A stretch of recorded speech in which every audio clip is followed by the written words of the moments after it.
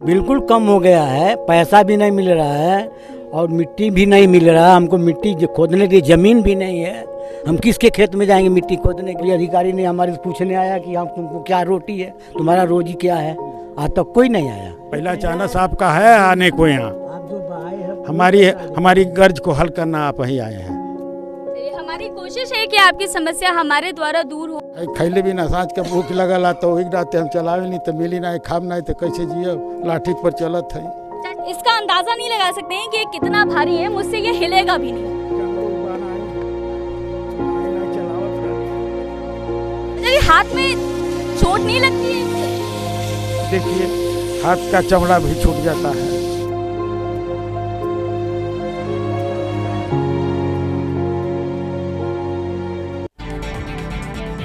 दोस्तों, जहां एक तरफ हमारे देश में स्वदेशी सामानों के लिए सरकार लोगों को प्रोत्साहित कर रही है, तो वहीं दूसरी तरफ यही स्वदेशी सामान अपने अस्तित्व को बचाने के लिए जंग लड़ रहे हैं। नमस्कार, मैं आपके साथ प्राची पांडे, ग्रामीण न्यूज़ देख रहे हैं आप। दोस्तों, आज हम डेहघाट गांव में मौजूद हैं, जहां के लोग, जहां के कुम्हार अपने रोजगार को, अपने अस्तित्व को बचाने के लिए हर रोज एक नई जंग लड़ते हैं।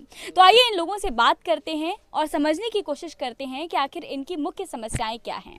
हमारे साथ एक बाबा जी हैं। बाबा जी, क्या नाम है आपका? रामसूरत प्रजापति।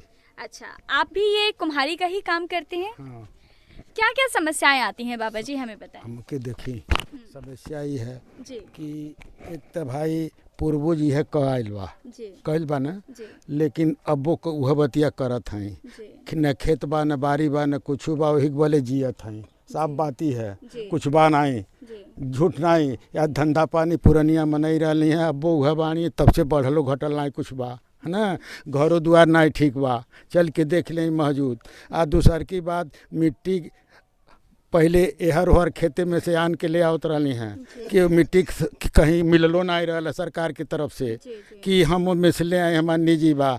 चोरी लुक्का ले आवत रही है, बनावत रही है, जियत रही है, खात रही है। अबो वह करवा बा, अबो वह कारबा, अबो ले आवत हैं, लेकिन केव ले वही नहीं देला।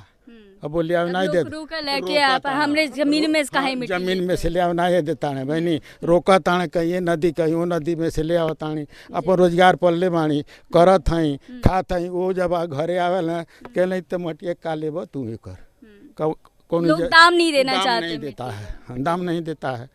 ये सब परेशानी है। क्या कहते हैं लोग चाचा जी, हमें बताइए जरा। अरे ये कहते हैं कि भाई तुम्हारा नहीं है, हमारा है। लेकिन कोनो कार शादी ब्याह पर आती है हमके चाहिए।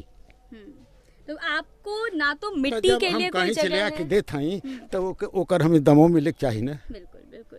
तो मिट्टी के सामानों का आप लोग को उचित दाम नहीं मिलता? कोई इज्जत नहीं है, नहीं खेत बाड़ी भी नहीं है, कुछ भी नहीं है। आप लोग के जो पूर्वज रहे हैं वो भी कुम्हारी का ही काम करते हैं? एकदम वही काम कर रहा है और उसी से आप लोग की रोजी रोटी चलती है। अब के लड़के पैके बाने भाई मेहनत करता है, कहाँ गए कहाँ कमैले, अब वो से कौन मतलब हमसे ना बा, लेकिन हमन के वैसा बानी। अच्छा, तो चाचा जी आपकी उम्र इतनी हो गई है, आप कैसे इतना भारी चाक जो है वो चलाते हैं? मैं आपको बता दूं दोस्तों, हाँ। खैले भी ना साँझ के भूख लगल तो एक रात हम चलावे नहीं तो मिली ना खाब नहीं तो कैसे जियो, लाठी पर चलत है। चाचा जी आयल जाए तनी चाक हमन के देखल जाए कि कितना भारी चाक है, वो हमके बताइल जाए। कितना? 2.5-3 कुंटल है, जोख ले। 2.5-3 कुंटल? 3 कुंटल का है, देख लें वजन करी ले आके। अच्छा, पहले तो हम आपको वो चाक दिखा देते हैं। इधर आइए, इस चाक को देखिए आप, और आप इसका अंदाज़ा नहीं लगा सकते हैं कि ये कितना भारी है। मुझसे ये हिलेगा भी नहीं। ये इतना भारी चाक है जिस पर ये लोग काम करते हैं। चाचा जी बताइए कैसे करते हैं? ये जौन है तो नहीं, अब उठौले उठत नहीं, बाप जांग नहीं बना उठाता। देखिए कितना वजन है, नहीं उठाता।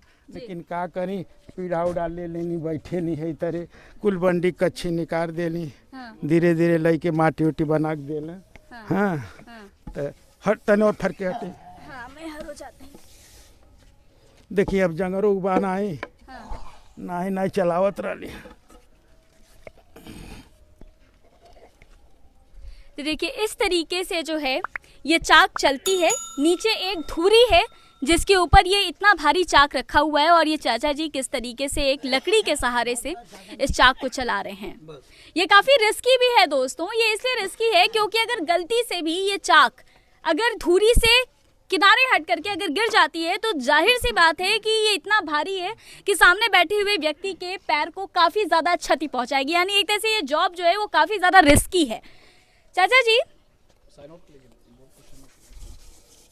ये देखिए किस तरीके से जो है हाथ की मदद से अब इस चाक को रोक रहे हैं। डायरेक्ट जो है वो इस चाक को रोका भी नहीं जा सकता है, धीरे धीरे जो है इसको रोका जा रहा है। चाचा जी, हाथ में चोट नहीं लगती है इससे? देखिए हाथ का चमड़ा भी छूट जाता है नहर इसको रोकने में। हाँ रोक, देख लिए यही काम है ना, देखिए।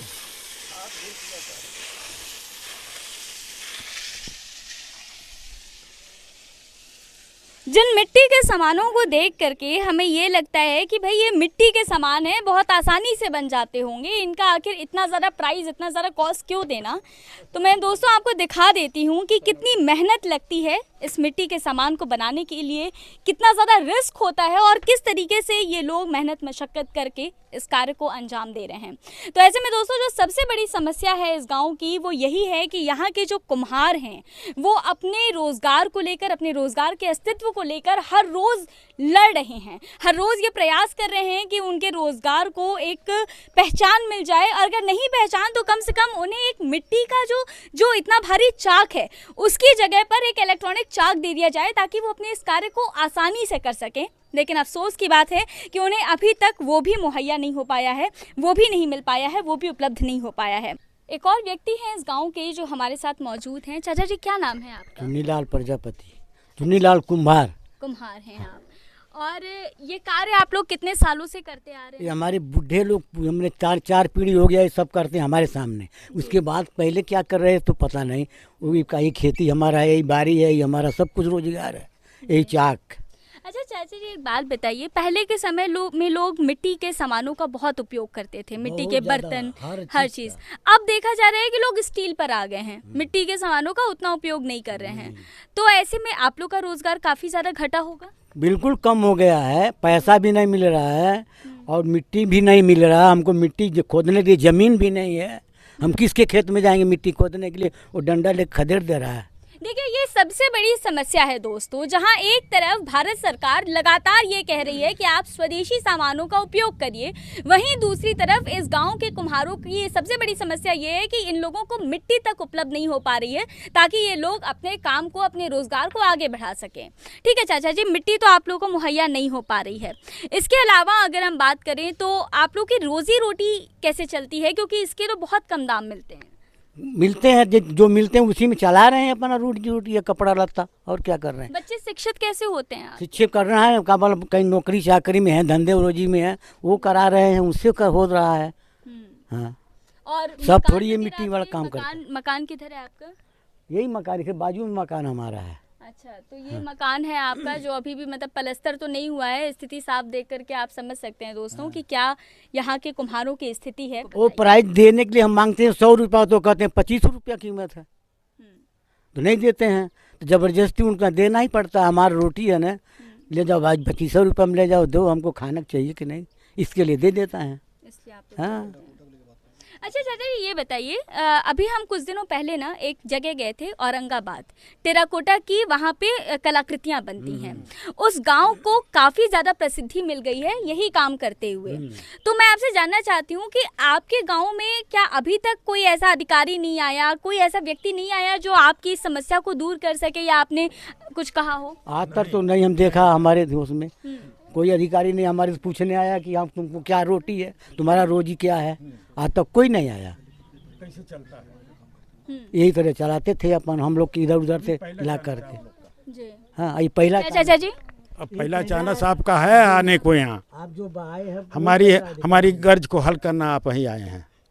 चलिए, हमारी कोशिश है कि आपकी समस्या हमारे द्वारा दूर हो, और हम लगातार इस तरह के जो मुद्दे हैं वो उठाते रहे हैं और उठाएंगे बिल्कुल। तो चाचा जी ये बताइए हमें कि इस गांव में पहले कितने लोग कुम्हारी का काम करते थे और अब उनमें बढ़त हुई है या घटत? बढ़ गया, 10% पर आ गया है। 10% 10% अब आ गया। मतलब पहले लगभग कितने परिवार रहे होंगे? पहले 30 से 35 परिवार हमें थे, और उसमें वही 10% काम कर रहे थे, वही उसी से वो कम चल रहा था रोटी रोजी उनका, और क्या। और क्योंकि अब उन लोगों को जो है वो रोजगार उनका आगे नहीं बढ़ पा रहा होगा, इसलिए उन्होंने ये काम छोड़ दिया। हाँ, बहुत छोड़ के चले गए। हाँ, बता लीजिए चाचा जी, बोलिए।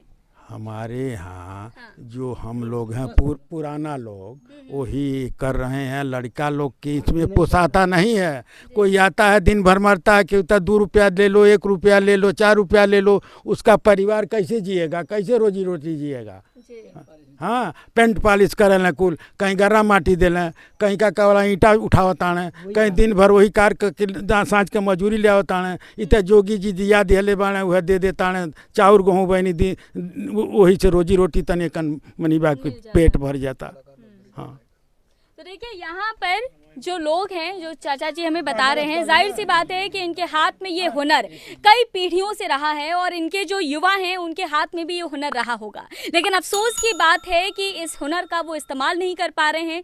कारण ये है कि इस काम को अभी तक पहचान नहीं मिल पाई है, अभी तक इस काम को जो इनका रोजगार है उसके लिए सही दाम तक नहीं मिल पा रहा है। इस वजह से ये जो युवा हैं ये मजदूरी करने पर आ गए हैं और कहीं ना कहीं ये बहुत शर्म की बात है कि एक कलाकार को जो है वो मजदूरी करनी पड़ रही है क्योंकि उसे अपनी कला का, उसे अपने हुनर का उचित दाम नहीं मिल पा रहा है। तो ये तो हो गई कुम्हारी को लेकर के समस्या। अब इसके अलावा इस गांव में अन्य क्या क्या दिक्कतें हैं उस पर भी हम चर्चा करेंगे। हमारे साथ एक और चाचा जी हैं। चाचा जी, क्या नाम हुआ आपका? रामप्रीत प्रजापति। आप भी कुम्हारी का ही काम करते हैं, तो ये बताइए क्या क्या दिक्कतें हैं। चलिए, ये तो हमने समझ लिया कि इस गांव में जो है वो लोगों के पास चाक नहीं है, इलेक्ट्रॉनिक चाक नहीं है जिससे लोग काम कर सकें। इसके अलावा क्या क्या दिक्कतें आती हैं? दिक्कत ये है कि हम लोग चारों तरफ से पानी के, नदी के बीच में हैं। अच्छा। तो बरसात के समय में पानी निकालना मुश्किल हो जाता है जी। तो मिट्टी भी मिलना मुश्किल हो जाता है बिल्कुल। और इस समय कहीं मिलने लायक है नहीं। तो मिट्टी के लिए कोई ज़मीन चाहिए। कोई ज़मीन चाहिए। हाँ अच्छा जी, बाढ़ के बारे में आप हमें बताइए कि जब बाढ़ आती है तो उस समय गांव की स्थिति कैसी होती है? गांव की स्थिति तो बहुत नाजुक हो जाती है क्योंकि पानी चारों तरफ पानी ही पानी रहता है।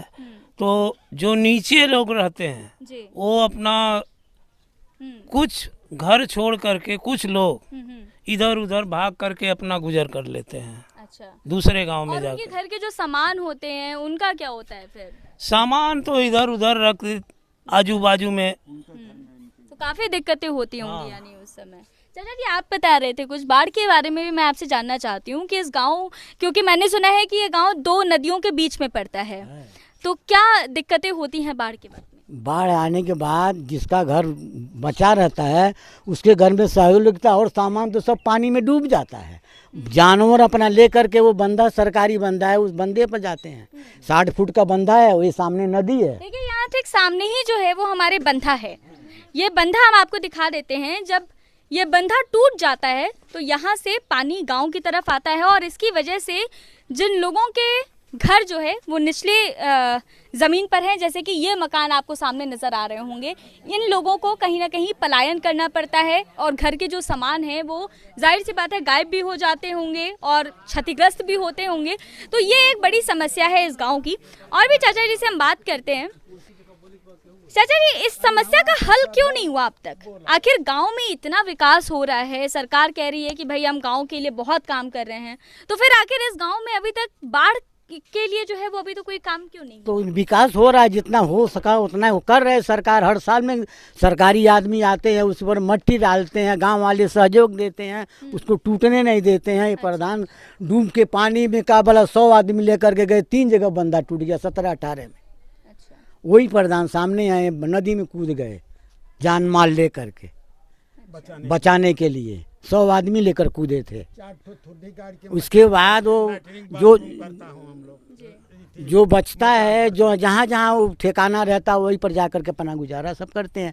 सबके घर में तो गुजारा हो नहीं सकता है। मैदाने जो तालपत्री का तंबू लगा करके उसमें गुजारा बंदे पर, सरकारी बंदे पर करते हैं। ये बंदे पर, फिर वो सामने वाले बंदे पर, फिर पीछे वाले बंदे पर, जहाँ जगह है वहाँ पर, जहाँ हाइट जगह है वहाँ पर। लेकिन इसका कुछ परमानेंट सोल्यूशन क्यों नहीं निकल? कुछ नहीं मिला अभी तक, मिलने वाला नहीं है। कछारा इलाका है, गढ़ा इलाका है, यहाँ पर क्या मिलेगा? दोस्तों, इस गांव की ये सबसे बड़ी समस्या है जो हमने आपको दिखाई है।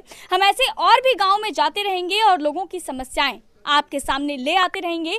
बने रहिए हमारे इस कार्यक्रम के साथ, देखते रहिए ग्रामीण न्यूज़। हमारे चैनल को सब्सक्राइब करिए। अगर आपको ये वीडियो पसंद आई तो इसे लाइक और शेयर करना ना भूलें।